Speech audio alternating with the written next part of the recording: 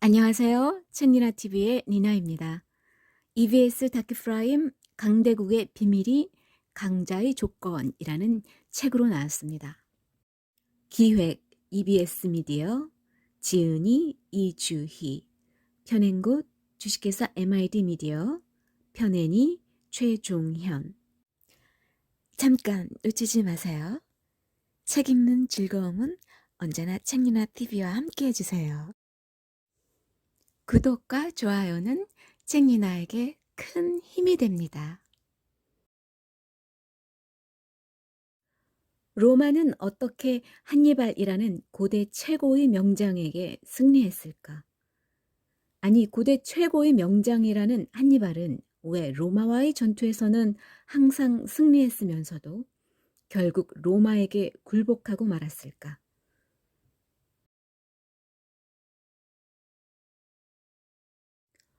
기원전 216년 8월 2일 칸나이. 기원전 216년 8월 2일 저녁, 칸나이 평원은 황혼으로 붉게 물들기 시작했다. 하지만 황혼이 평원을 물들이기 전에 땅이 먼저 붉게 물들어 있었다. 5만이 넘는 인간의 피가 이미 땅에 흘려진 것이다. 이탈리아의 8월은 습하진 않아도 태양이 살갗을 따갑게 할 정도로 강렬하다. 전쟁터로 선택된 만큼 그늘 한 점 없는 평원인 칸나이의 땅은 아마 대지가 뿜어내는 열기로 인해 역한 피냄새로 가득 찼을 것이다. 이 역사상 칸나이 전투라고 불린 이 한나절의 전투로 로마는 그들이 각고의 노력으로 준비한 거의 모든 것을 잃었다. 우선 단 하루 동안의 전투로 전사한 병사가 5만을 훌쩍 넘었다. 그들 중 절반 정도가 로마 시민병이고 나머지 절반은 동맹국 병사라고 해도 당시 로마의 성인 남자가 총 28만 명 정도였으니까 전체 성인 남자의 10분의 1이 하루 동안에 살해된 것이다.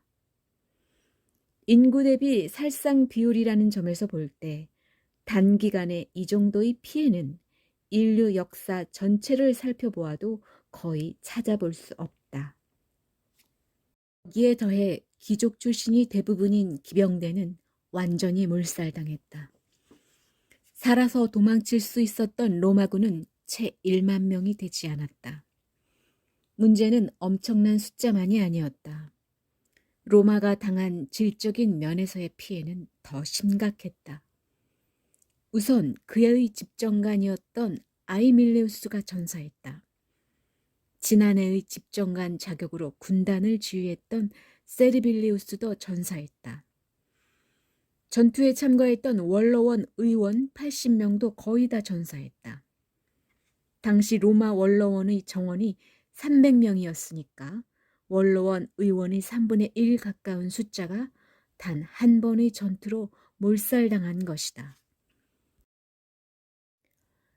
사회 지도층이 항상 전투에 앞장서기 때문에 지도층이 전사할 확률이 유독 높았던 로마라고 할지라도 이 정도로 많은 원로원 의원이 하루아침에 사라진 것은 이 전투가 유일한 경우였다. 더욱 큰 문제는 이 전투에 투입한 로마군의 병력이 그 해에 로마가 준비한 병력의 거의 전부였다는 사실이다. 로마와 칸나이 사이에 적군을 막을 만한 어떤 병력도 로마에는 남아있지 않았던 셈이다. 이 말은 내일 당장이라도 로마가 적군에게 포위당할 수도 있는 상황이라는 뜻이었다. 보통 고대 국가가, 그것도 도시국가가 자신이 전력을 다해 준비한 전투에서 이 정도의 완패를 당하고도 항복하지 않은 적은 단 한 번도 없었다. 로마를 이 정도의 위기로 몰아넣은 인물은 알렉산더 대왕과 함께 고대 최고의 명장이라 불리는 한니발이었다. 상식적인 경우라면 이제 한니발이 로마의 성문 앞으로 군대를 몰고 가기만 하면 로마의 항복으로 전쟁은 끝날 것이다. 하지만 전쟁은 끝나지 않았다. 끝나기는커녕 이후로도 14년을 더 끌었으며 결국은 로마의 승리로 끝났다. 어떻게 이런 일이 일어났을까? 다른 나라였다면 멸망하는 것이 정상이었을 정도의 패배를 당하고도 왜 로마는 망하지 않았을까? 왜 고대 최고의 명장이라는 한니발은 그의 탁월한 전술적 능력으로 거의 모든 전투에서 로마군에게 승리했음에도 불구하고 결국 전쟁에서 패배하고 말았을까? 진짜 강한 군대는 이기고 있을 때 잘 싸우는 군대가 아니다. 이기고 있을 때는 누구나 잘 싸운다. 지고 있을 때도 잘 싸우는 군대가 정말 강한 군대다. 마찬가지로 정말 강한 나라는 잘 나가고 있을 때 무엇을 잘하고 있는가를 보는 것으로는 알 수 없다. 망하는 게 당연할 정도의 상황에서 어떻게 그 위기를 이겨내는가를 보아야만 진 면목을 알 수 있다. 따라서 칸나의 전투 후에 로마가 어떻게 이 위기를 극복했는가에 대한 해답을 찾을 수 있다면 우리는 로마 제국이 가진 진정한 힘의 원천을 발견할 수 있을 것이다. 한니발의 고향 카르타고. 고대 최고의 명장을 배출한 카르타고는 현재 북아프리카의 튀니지 지역에 있던 도시국가였다. 프랑스의 역사학자 프랑수와 데크레가 바다에 던져진 거대한 닷이라고 묘사한 것처럼 항구로는 최적의 조건을 갖춘 이곳은 지금도 북아프리카의 대표적인 항구로 번창하고 있다.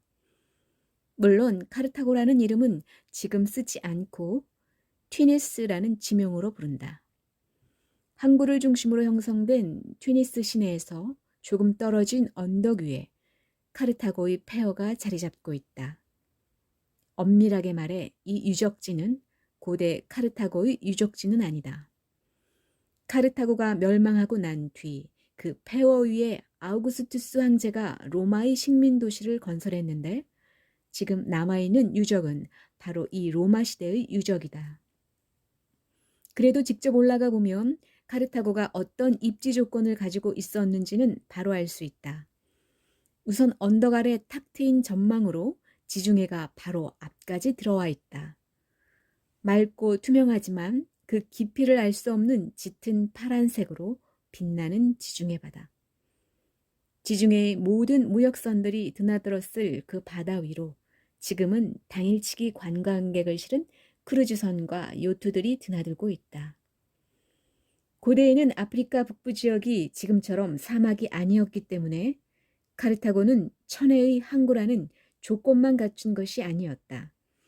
지중해 지역에서 가장 생산성이 높은 농업지대도 도시의 배후로 가지고 있었다. 1년 내내 지중해의 쾌적한 바람이 불어오고 풍부한 식량과 이국적인 풍물이 더해진 이곳은 고대에는 말 그대로 축복받은 땅이었을 것이다. 이곳의 지중해의 양대 해양 민족 중 하나인 페니키아인들이 카르타고를 세운 것은 기원전 814년경이다. 로마가 기원전 753년에 건국되었으니까 60년 정도 먼저 건국된 셈이다. 사실 카르타고라는 명칭은 로마인들이 그렇게 발음한 것이고 페니키아인들은 콰르트 하다슈트, 새로운 도시라고 불렀다. 건국은 겨우 60년 정도 빠를 뿐이지만 발전 속도는 산속에 건국된 로마와는 비교조차 할 수 없을 정도로 빨랐다. 우선 페니키아인들이 가지고 있는 기술력이나 문명화 정도가 이탈리아 산골 민족인 로마인들과는 완전히 달랐다. 그리스인과 페니키아인은 당시 지중해 지역에서 가장 앞선 항해술을 가지고 있었는데 특히 페니키아인들의 항해술은 경탄할 만한 것이었다. 헤로도토스의 기록에 따르면 이들은 역사상 최초로 아프리카를 일주한 기록을 가지고 있다. 대항해 시대의 바스코 다가마보다 2100년 앞선 셈인데 헤로도토스가 믿거나 말거나라는 식으로 덧붙인 설명이 없었다면 아마 고대인 특유의 과장이라고 치부되었을 것이다. 헤로도토스는 본인은 믿지 않지만 이것을 믿는 사람도 있는데 페니키아인들에 따르면 그들이 리비아를 항해했을 때 태양은 그들이 오른쪽에 있었다고 한다 라고 기록했다. 남반구에서 태양은 동쪽에서 솟아 약간 북쪽으로 치우쳐서 서쪽으로 진다. 그렇기 때문에 서쪽을 향해서 항해할 경우 태양은 북반구와 반대로 오른쪽에 보이는 것이다. 이 정도로 발달된 기술을 가지고 있었으니 도시의 성장 속도가 빠른 것도 당연하다. 더군다나 항구로는 최적의 조건을 가진 곳에 도시를 만들었으니 호랑이가 날개를 탄 격이랄까. 로마가 아직도 이탈리아 중부 지역에서 1보 전진과 2보 후퇴를 거듭하고 있던 기원전 6세기에 카르타고는 이미 서부 지중해의 지배자로 떠올랐다. 지중해 서부 지역의 지도를 보면 큰 섬이 3개 보이는데 큰 순서대로 열거하면 시칠리아, 사르데니아, 코르시카 순이다. 이 3개의 섬 중 사르데니아와 코르시카가 카르타고의 영토였다. 가장 큰 섬이자 가장 중요한 섬이었던 시칠리아 역시 3분의 1 정도는 카르타고의 지배하에 있었다. 제도적으로도 상당히 앞선 모습을 가지고 있었는데 연구자들에 의하면 로마의 원로원 역시 카르타고 원로원을 본뜬 것이라고 한다. 로마사의 권위자인 칼 갈린스키는 카르타고가 전형적인 군사 강국이 아니었다는 점에서도 독특하다고 말한다. 카르타고는 경제적으로 강했다는 점에서 흥미롭습니다. 경제적 초강대국이었습니다. 오늘날 우리가 보는 초강대국에 가깝지요. 군사적인 개념을 넘어서 경제적, 기술적 힘이고 혁신의 힘입니다. 당시 카르타고인들은 지중해의 거상이었습니다. 이들은 영토를 확장하는데 별반 관심이 없었지요. 이렇게 일찍부터 지중해의 지배자로 떠올랐던 카르타고가 로마와 적대관계로 돌입한 것은 시칠리아 때문이었다. 지중해로 막 진출하기 시작한 신흥강국 로마가 시칠리아에 영향력을 미치기 시작하자 오랫동안 강국으로 군림하던 카르타고로서는 좌시할 수 없었던 것이다. 로마의 역사가 리비우스의 표현을 빌리면 세계에서 가장 부유했던 그 두 도시 사이의 전쟁은 왕들과 사람들의 마음을 졸이게 했다. 1차 포에니 전쟁에 대한 서술은 이 책의 범위를 넘어서는 것이지만 우리가 본격적으로 살펴보려는 2차 포에니 전쟁을 위해 간략한 경감만 기술하자면 기원전 241년까지 20년 넘게 이어진 전쟁은 결국 카르타고의 패배로 끝난다. 패배의 결과는 시칠리아의 상실이었다. 그리고 시칠리아의 상실은 단지 시칠리아만의 상실로 끝나지 않았다. 시칠리아는 지중해 중간에 위치하고 있으며 비옥한 땅인지라 중요한 지역이었습니다. 수요가 많은 밀의 생산력이 높았기 때문에 이는 곧 국가의 번영으로 이어졌습니다. 또한 이곳엔 항구가 있었지요. 그런데 상품을 실은 상선이 수일 혹은 수주 동안 항해가 가능하다 해도 이들의 무역을 통제하고 지켜줄 수 있는 군함, 즉 해군은 해안에서 멀리 벗어날 수가 없었습니다. 전투선이라는 특성상 갤리선 안에는 사람들이 가득 차 있었기 때문이지요. 작은 배 안에서 수백 명의 사공들이 노를 저었습니다. 그리고 이들에게 배식을 해줘야 했습니다. 고된 노동 때문에 이들은 쉽게 탈수 상태가 되었습니다. 따라서 식수도 공급해야 합니다. 그건 곧 그들이 항구로부터 2, 3일 내의 거리까지만 항해하고 다시 해안으로 돌아와야 한다는 의미입니다. 그래서 그 기반, 즉 지중해 중심부에 있는 항구의 통제권을 가지게 되면 그 주변의 해역에 대한 통제권까지 가질 수 있게 되는 것입니다. 1차 포에니 전쟁에서 로마 제국이 카르타고로부터 시칠리아를 차지한 이후 카르타고는 이탈리아에 접근할 수가 없었습니다. 적어도 해상으로는 쉽게 접근할 수 없었지요. 또 시칠리아를 장악하게 되면 시칠리아와 그 주변 섬들, 그리고 코르시카와 사르디니아까지 장악할 수 있습니다. 그 중에서도 카르타코와 이탈리아 사이에 위치한 시칠리아의 통제가 가장 중요합니다. 해역을 통제할 수 있게 되거든요. 만약 로마가 통제권을 가지게 되면 카르타고의 위협이 됩니다. 그들은 무역국가입니다. 그들에겐 무역을 할 수 있는 해로가 필요했습니다. 그들이 통제권을 가지지 못하고 다른 국가가 갖도록 한다면 매우 큰 문제가 되는 거지요. 시칠리아를 잃은 것은 단지 영토를 잃은 것으로 끝나는 것이 아니었다. 해상으로의 진출이 봉쇄되었으므로 무역 입국의 국가였던 카르타고는 국가의 미래까지 빼앗긴 셈이다. 당연히 카르타고인들은 로마에 대한 복수전을 생각했다. 특히 마지막까지 시칠리아에서 로마와 맞서 싸웠던 하밀카르 바르카는 로마에 대한 복수를 자기 삶의 목표로 삼았다.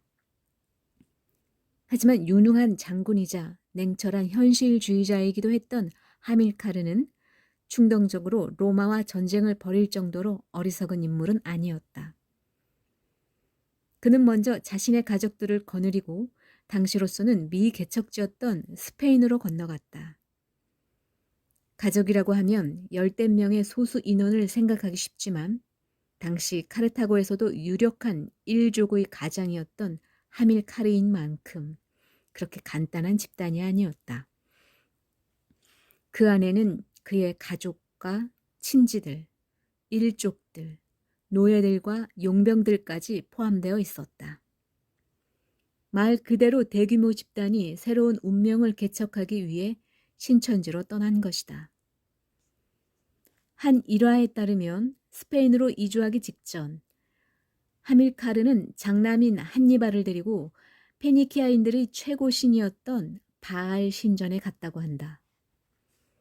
성경에 자주 등장하는 이교도의 신, 그 바알이다. 한니발이라는 이름도 바알 신의 은총이라는 뜻이다. 신전에서 하밀카르는 아들에게 절대 로마인과는 친구가 되지 않을 것을, 반드시 로마에게 복수할 것을 맹세하게 했다. 이 일화는 나중에 한니발이 언급한 것이므로 사실일 가능성이 매우 높다.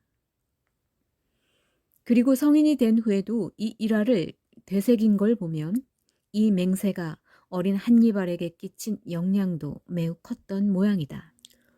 일족을 거느리고 스페인에 도착한 하밀카르는 기존의 카디즈를 중심으로 스페인 남쪽에 소규모로 형성되어 있던 카르타고의 식민지를 기지 삼아 북쪽으로 영토를 확장하기 시작했다. 하밀카르는 1차 포에니 전쟁 당시 적은 병력으로도 로마에게 한 번도 패하지 않은 유일한 장군이다. 그의 뛰어난 군사적 능력 덕분에 스페인에서 카르타고의 영토는 급속도로 팽창하기 시작한다. 하밀카르는 아마 군사적 능력뿐 아니라 조직력도 매우 뛰어났던 모양이다. 그는 스페인 원주민들을 정복하는 데서 끝나지 않고 그들을 조직화해서 자신의 부대에 편입시켰다. 하밀카르의 휘하 병력은 급속도로 불어났고 9년이라는 매우 짧은 기간에 스페인 동남부 대부분이 하밀카르의 손에 들어왔다. 하지만 하밀카르는 이 정도로 만족할 사나이가 아니었다. 그에게는 더 원대한 꿈이 있었다. 바로 로마에게 복수하는 것이었다. 로마에게 복수하기 위해서는 지난 전쟁에서 자신에게 최소한의 병력 지원조차 해주지 않았던, 그래서 도저히 믿을 수 없는 존재인 카르타고 본국이 아니라 자신의 힘만으로 로마와 싸울 수 있어야 했다. 이를 위해 그는 스페인 식민지의 농업 생산성을 높이는 데 힘을 기울였다. 또 이베리아 반도의 풍부한 지화 자원을 활용하기 위해 광산 개발에도 힘썼다. 스페인 내륙 지방을 처음으로 개발한 것은 바르카 가문인 셈이다. 여담이지만 덕분에 지금도 스페인에는 이들 가문의 이름을 딴 도시가 존재한다. 바로 바르셀로나이다. 한니발의 부친은 카르타고가 다시 세력을 되찾아야 한다고 주장하던 사람 중 하나입니다. 그는 스페인으로 건너가 새롭게 강력한 기반을 확보한 뒤 막강한 군대를 키워 훈련시키고 준비를 시킵니다. 그 후 그의 사위가 지도권을 이어받았고 그의 사후에는 한니발이 계승받았습니다. 가문의 문제가 된 거지요. 아주 개인적인 문제가 돼버렸습니다. 바르카 가문의 모두가 로마에 복수해야 한다고 믿었습니다. 제 견해로는 한니발이 그것이 자신의 숙명이자 의무라 믿으며 성장했다고 보여집니다. 한니발이 이탈리아를 공격했을 때 그는 꽤 어린 청년이었다는 것을 염두에 둬야 합니다. 그래서 그가 로마에 대한 복수에 성공하고 카르타고가 다시 세력을 되찾은 이후에는 어떤 삶을 살고자 했는지, 어떤 삶을 살았을지는 가늠하기 어렵습니다. 하밀카르는 당연히 전쟁터에 한니발을 데리고 다녔다. 바알 신전에서 한니발에게 로마에 대한 복수를 맹세하게 한 일화를 보더라도 하밀카르는 자신이 해내지 못하면 아들이 로마에게 복수할 수 있기를 바랐을 것이다. 한니발은 전쟁터라는 생생한 현장에서 하밀카르라는 당대 최고의 장군을 스승으로 삼아 어린 시절부터 최고의 전술가로 성장하기 위한 훈련을 받았다. 그런데 여기서 한 가지 짚고 넘어가야 할 사실이 있다. 하밀카르와 한니발이 꿈꾼 로마에 대한 복수란 구체적으로 어떤 것이냐 하는 점이다. 이 부분은 나중에 한니발이 로마에 대한 대전략을 세울 때도 많은 영향을 주므로 꼭 짚어볼 필요가 있다. 카르타고는 1차 포에니 전쟁에서 패배해서 시칠리아를 비롯한 지중해의 섬들을 빼앗겼다. 하지만 이 섬들은 카르타고 본국은 아니다. 로마처럼 카르타고도 도시국가라는 사실을 명심해야 한다. 해외 영토라 할지라도 지금 우리가 생각하는 영토처럼 직접적인 영토는 아니다. 세력권 혹은 경제적 이익이 걸린 지역 정도의 의미였다. 패전을 인정한 것도 수도인 카르타고가 점령되어서가 아니다. 본국인 북아프리카는 한치도 빼앗기지 않았다. 다만 해외 영토를 지키기 위해 더 이상 싸울 힘이 없어서 패전을 인정한 것뿐이다. 더구나 카르타고는 영토에 집착하는 육지형 국가가 아니라 아테네 같은 해양 국가였다. 따라서 카르타고에게 1차 포에니 전쟁에서 패전한 것은 정신적으로는 굴욕이었고 경제적으로는 손해였지만 그 이상도 그 이하도 아니었다. 따라서 하밀카르와 그의 아들 한니발이 생각한 복수도 같은 수준의 것이었다. 로마를 패배시키고 로마의 굴욕을 안기고 로마에게 빼앗긴 시칠리아를 되찾아 무역 강국 카르타고의 영광을 되찾는 것이 그들이 생각하는 복수의 전부였다. 현대적으로 표현하자면 너 아니면 내가 죽는 사생결단의 전면전이 아니라 일종의 제한전을 생각한 것이다. 상업 민족이었던 카르타고로서는 너무나도 당연한 사고방식이었을 것이다. 나중에 밝혀지지만 이것이 한니발에게는 불행이었다. 로마인들은 전쟁을 그런 식으로 생각하지 않았기 때문이다. 한니발은 기원전 218년에 이탈리아를 공격하면서 포로들에게 이 전투가 로마 제국을 멸망시키려는 것이 아닌 권력과 영광을 위함이라 말하며 그 자신도 그렇게 믿었습니다. 우열을 가리기 위함이었지요. 로마는 이 전투를 전혀 다르게 받아들입니다. 그들에겐 생사의 문제였고 합의를 볼 수 없는 문제였습니다. 전쟁을 바라보는 두 가지의 다른 시각이 있었던 거지요. 한니발, 알프스를 넘다. 기원전 219년 로마 원로원에 동맹국의 사자가 도착했다. 사자를 보낸 동맹국은 사군툼, 이베리아 반도 안에 있는 도시국가였다. 사군툼이 사자를 보낸 이유는 이베리아 반도 안에 있던 카르타고 세력이 자신을 공격하고 있으니 도와달라는 원조 요청이었다. 1차 포에니 전쟁의 결과로 로마와 카르타고가 맺은 협정에 따르면 카르타고는 로마의 동맹국을 공격해서는 안 된다. 따라서 로마의 동맹국인 사군툼에 대한 군사 공격은 명백한 협정 위반이었다. 원로원은 당장 카르타고로 사자를 파견했다. 그런데 카르타고 원로원 측의 반응이 매우 모호했다. 로마에 사과하고 철수하겠다는 것도 아니고 그렇다고 로마에 선전포고를 하고 전쟁을 선언하지도 않은 채 차일피일 시간만 끌었다. 이 모호한 태도 때문인지 로마도 즉각 강경책을 들고 나오지 않았다. 이 시점에서는 로마로서도 카르타고와 전면전을 시작하고 싶지 않았기 때문이다. 로마는 계속해서 카르타고로 사자를 보냈다. 첫 번째 사자는 2명을 보냈지만 두 번째 사자는 모두 원로원 의원으로 구성된 5명의 사자를 보냈다. 하지만 문제는 카르타고 본국이 아니었다. 사군툼 공격은 카르타고 본국이 결정하고 실행한 것이 아니기 때문이다. 이 공격은 이베리아 반도에서 사실상의 독립국처럼 존재하고 있던 바르카 가문이 단독으로 벌인 일이었다. 이때 바르카 가문의 주인은 물론 한니발 바르카였다. 로마가 전쟁을 결심하지 못하고 있는 사이 결국 사군툼이 함락되었다. 동맹국이 적의 공격을 받아 멸망한 이상 로마의 선택은 한 가지밖에 없다. 전쟁이다. 곧바로 선전포고가 한니발에게 보내졌다. 그런데 전쟁을 선포하긴 했지만 선전포고를 한 시기가 기원전 219년 겨울이었으므로 아직은 입으로만 외친 전쟁이다. 선전포고를 하고 난 후 로마는 기원전 218년인 이듬해가 되어서야 전쟁을 준비하기 시작했다. 한니발과의 전쟁을 준비하면서 로마가 마련한 전략은 로마군을 둘로 나누어 시칠리아와 스페인으로 파견하는 것이었다.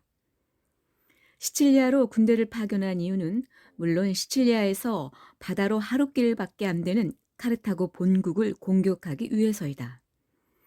그리고 스페인으로 파견된 군단이 한니발을 맞아 싸울 예정이었다. 로마의 계획을 살펴보면 방어에 대한 고려는 전혀 없다는 것을 알 수 있다. 당연히 로마 쪽이 주도권을 잡고 공격할 수 있을 것이라고 생각한 것이다. 왜 그랬을까? 로마는 카르타고군이 지난 전쟁과 비슷한 전술을 사용할 것이라 생각했습니다. 1차 전쟁에서 카르타고는 지지 않기 위해 싸우는 경향을 보였습니다. 로마를 공격하는 것이 아니라 그들에 대비하여 카르타고 영토를 넘어오면 싸워서 쫓아내겠다는 의향을 보였지요. 로마군은 훨씬 호전적이었습니다.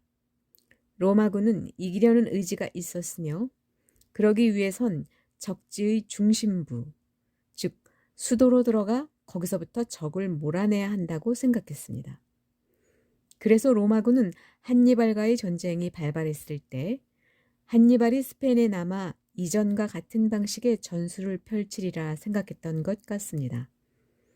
방어적인 전술을 구상하여 로마군이 당도하면 싸움을 벌이리라 생각한 거지요. 로마는 1차 포에니 전쟁의 교훈을 반영하여 나름대로 합리적인 전략을 채택한 것이었다.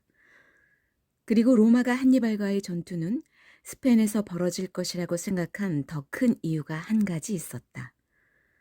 그것은 제해권이었다.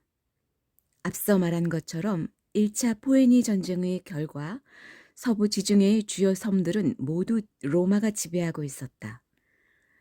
그런데 고대의 군선들은 모두 노를 저어서 나가는 갤리선이다. 갤리선이므로 동력을 인간의 힘에 의존한다. 인간이 모터 혹은 엔진인 셈이다. 특히 군선은 속도가 생명이므로 일반적인 상선보다 훨씬 많은 노자비들을 태워야 했다. 이 많은 노자비들에게 식수와 식량을 안정적으로 공급하려면 2, 3일에 한 번은 항구에 정박해야만 한다. 따라서 지중해 중심부에 적당한 항구를 가지지 못한 나라는 지중해로 군선을 내보내는 것이 불가능했다. 시칠리아를 지배하는 자가 지중해의 제해권도 장악할 수밖에 없는 이유가 바로 이것이다. 혹시 무리해서 한니발이 바다로 군대를 내보내더라도 중간에 항구를 이용하기 위해서는 로마가 지배하는 어느 항구를 공격해야 하는데, 그런 시도를 한다면 로마 해군에 의해 심각한 타격을 입게 될 것이었다. 그렇다면 나중에 한니발이 실제로 실행한 것처럼 육지로 가면 되지 않은가라고 생각할 것이다. 그런데 그게 그렇게 간단하지가 않다. 사실은 거의 불가능했다. 한니발의 근거지인 스페인 남부에서 출발해서 이탈리아를 공격하려면 일단 피레네 산맥을 넘고 프랑스 남부 지역을 통과해야 한다. 그런데 이 이동 구간에 해당하는 스페인과 프랑스와 이탈리아가 지금은 모두 사회 간접자본 정리가 잘 된 선진국이지만 기원전 3세기에는 사정이 완전히 달랐다. 특히 스페인과 이탈리아 사이에 있는 프랑스 지역은 그리스인들이 일찍부터 식민지를 건설했던 해안가를 제외하고는 문명의 혜택이 전혀 미치지 않은 말 그대로 야만적인 지역이었다. 갈리아 트란살피나라고 불리우던 이 밀림 지역을 돌파하려면 상당한 피해를 입을 수밖에 없었다. 또 천신만고 끝에 밀림지대를 통과한다고 하더라도 이번엔 알프스 산맥이 가로막고 있었다. 양떼를 모는 목동 정도라면 모를까, 대규모 군대를 이끌고 이 알프스를 넘는 것은 자살 행위였다. 유일하게 육지를 이용해서 이탈리아로 오는 방법은 해안선을 따라 행군하는 것인데, 이 지역은 로마의 패권이 미치는 지역이었다. 당연히 스페인과 로마 세력권의 경계인 에브로 강에서부터 전투를 벌일 수밖에 없었다. 이것이 로마 측에서 예상하고 있는 전개였다. 한니발이 상식적인 수준의 장군이었다면 홈그라운드인 이베리아 반도에서 로마군을 맞이하는 것 외에는 다른 대안이 없었던 것이다. 하지만 한니발은 한니발이었다. 결코 상식적인 수준에서 판단할 수 없는 존재였다. 물론 이 시점에서는 아무도 한니발의 진면목을 알지 못했다. 그러니 상식적인 수준에서 한니발에 대한 전략을 마련한 로마가 크게 잘못했다고 할 수는 없을 것이다. 드디어 운명의 해인 기원전 218년 봄이 찾아왔다. 전투의 계절이 온 것이다. 로마는 계획대로 원정군을 2개로 나누어 출발시켰다. 우선 시칠리아를 방해하고 더 나아가 카르타고 본국을 공격하기 위해 집정관 셈프로니우스가 2개 군단을 이끌고 로마의 외항 오스티아에서 바로 바다로 나갔다. 한니발을 상대하기 위해서는 또 다른 집정관 코르넬리우스가 역시 2개 군단을 이끌고 피사에서 수송선 편으로 스페인을 향해 출발했다. 앞서도 설명했듯이 당시 군선으로는 단번에 스페인으로 갈 수 없기 때문에 코르넬리우스의 부대는 마르세유를 거쳐서 스페인으로 향할 것이다. 이들이 보다 빠르고 안전한 배를 타고 떠난 것으로도 알 수 있듯이 로마는 육지 쪽으로 누군가 오리라고는 전혀 생각하지 않은 것이다. 한니발도 움직이기 시작했다. 기원전 218년 5월 군대를 이끌고 스페인의 수도 역할을 하던 카르타헤나를 떠났다.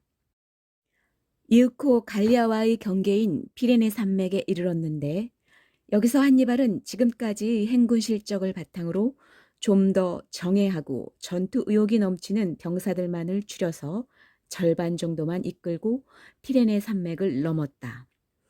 정확하게는 보병 5만에 기병 9천. 물론 코끼리 37마리는 그대로 데리고 갔다. 적과 부딪히기도 전에 스스로의 병력을 절반으로 줄인 것은 장거리 원정에서 병사의 숫자가 많은 것이 꼭 유리하기만 한 것은 아니기 때문이다. 적지로 쳐들어가는 입장에서 우선 군량 확보에 부담이 크다. 더구나 한니발처럼 군대의 기동성을 중시하는 입장에서 볼 때 불필요하게 숫자만 많은 것보다는 적절한 숫자의 정예병만을 데리고 움직이는 것이 훨씬 유리하다고 판단했을 것이다. 여기까지는 로마도 한니발의 움직임을 놓치지 않았다. 그런데 피레네 산맥을 넘은 한니발군이 갑자기 사라져버렸다. 한니발군이 갑자기 사라져버리자 마르세유까지 와서 스페인으로의 출발을 준비하고 있던 코르넬리우스는 당황할 수밖에 없었다. 도대체 어디로 가버린 것일까? 코르넬리우스 휘하의 로마 군단은 한니발의 종족을 알 수 없는 상황에서 스페인으로 출발할 수도 없고 그렇다고 로마로 돌아갈 수도 없는 진퇴양난의 상황에 빠진다. 이제서야 로마는 28살의 이 청년 장군이 자신들이 1차 포에니 전쟁에서 상대했던 카르타고 장군들과는 전혀 다른 유형의 장군이라는 것을 깨닫기 시작했다. 1차 전쟁에서는 항상 로마가 주도권을 행사하고 카르타고는 로마의 공격에 따라 수동적으로 전투에 임했었다. 그런데 새로 등장한 한니발이라는 청년 장군은 자신이 전쟁의 주도권을 쥐고 움직일 생각인 것이다. 역사책에서 누구나 한 번쯤은 읽어봤을 한니발의 알프스 횡단은 이렇게 시작되었다. 화려한 영웅담과 모험의 이야기로 채색되어 있지만 오만의 대군을 이끌고 완전히 미개척지인 알프스를 넘는 것은 상상하기 어려운 고난을 한니발의 군대에게 안겨주었다. 알프스에 도착했을 때 계절은 이미 가을을 지나기 시작했다. 산에는 눈이 내리고 있었다. 고산지대인데다가 초겨울이기까지 했으므로 당연히 먹을 만한 것은 찾을 수 없다. 그런데 코끼리까지 37마리나 데리고 있다. 훗날 한니발처럼 알프스를 넘어 이탈리아로 쳐들어갔던 나폴레옹은 한니발이 겪었을 진정한 어려움은 아마 코끼리 떼였을 것이라고 말했다. 자신은 코끼리 떼 없이 알프스를 넘는데도 이렇게 힘든데 코끼리 떼까지 데리고 넘은 한니발은 얼마나 힘들었을까 싶었던 모양이다. 실제 코끼리 한 마리의 식성은 어마어마하다. 하루에 200kg 정도의 먹이가 있어야 하고 150에서 200리터 정도의 식수를 먹어치운다. 37마리의 코끼리 떼를 먹이려면 하루에만 7에서 8톤의 식량이 필요하다는 이야기다. 결정적으로 코끼리들은 추위에 약하기까지 하다. 이 정도만 해도 끔찍한 고통인데 행군 도중에 산악 민족의 습격까지 더해졌다. 대부대로 움직일 때는 그런대로 괜찮았지만 휴식을 위해 소규모로 분산하거나 소수가 뒤처지기만 하면 어김없이 산악 민족의 습격을 각오해야 했다. 어지간히 강한 의지와 리더십이 없었다면 아마 알프스 산중에서 한니발의 군단은 사라졌을 것이다. 알프스에 당도했을 때 한니발의 부대는 또 다른 어려움을 맞게 됩니다. 한니발의 부대는 모든 짐, 모든 장비, 모든 식량, 모든 보급물을 지니고 있었기 때문이지요. 그리고 알프스를 넘는 방법은 길을 따라가는 방법뿐이었습니다. 그들은 긴 대열로 늘어섰습니다. 알프스에서 사는 부족의 전사들은 말과 돈을 보고 훔칠 것이 있다고 판단합니다. 따라서 한니발의 부대는 그들과도 싸우게 되었지요. 한니발은 단순히 알프스를 넘기 위해 싸워야만 했습니다. 날씨마저 그를 돕지 않고 점점 눈발이 굵어지고 넘기가 더 어려워집니다. 일부는 동상이나 저체온으로 인해 죽게 됩니다. 그들이 끌고 온 동물의 일부도 마찬가지였습니다. 한니발의 부대에는 병사들뿐만 아니라 기마대를 위한 말, 짐을 싣기 위한 가축, 그리고 로마군의 공포감을 조성하려 끌고 온 유명한 전투 코끼리들도 있었습니다. 코끼리는 산이나 눈이 있는 환경에 익숙하지 않지요. 그래서 그들은 진짜 전투가 벌어질 이탈리아로 가기 위해 다른 적들과 싸우는 동시에 이 모든 상황을 돌봐야 했던 거지요. 결국 그는 이탈리아에 당도했을 즈음엔 상당수의 병사를 잃었습니다. 하지만 이탈리아에 당도한 남은 병사들은 가장 강하고 최고의 병사들이자 베테랑이었습니다. 흥미로운 점은 그의 보병대, 즉 발로 직접 뛰는 병사들이 기마대에 비해 더 많이 사라지거나 죽거나 탈영을 했다는 것입니다. 일반적으로는 말들이 사람에 비해 쉽게 쇠약해집니다. 말들은 혹독한 환경에서 더 연약합니다. 하지만 그의 최정예 부대인 기마대원들은 거의 대부분이 이탈리아까지 당도했습니다. 그의 최정예 보병대 역시 이탈리아까지 이룰 수 있었습니다. 한니발의 최고 부대가 이탈리아에 도착한 것입니다. 한니발은 그때까지 누구도 이뤄내지 못한 알프스 횡단을 대군을 이끌고 성공시킨 것이다. 어려운 일이었던 만큼 한니발군이 입은 피해도 적지 않았다. 5만이 넘던 병력이 불과 2만 6천으로 줄어들었다. 하지만 이런 병력 손실에도 불구하고 기병대의 손실은 거의 없었다. 한니발 휘하의 기병대가 얼마나 정예한 군대였는가를 알 수 있는 대목이다. 이 정예 기병대가 건재하다는 점이 무엇보다 중요했다는 것은 이후 벌어질 로마와의 전투에서 입증된다. 한니발의 기본 전략. 이제 한니발 외에는 그 누구도 예상하지 못한 전쟁이 로마의 앞마당에서 벌어지게 된다. 다음 이 시간에는 이어서 한니발의 기본 전략과 칸나이에 대해서 읽어드리겠습니다. 여러분 많이 기대해 주시고요.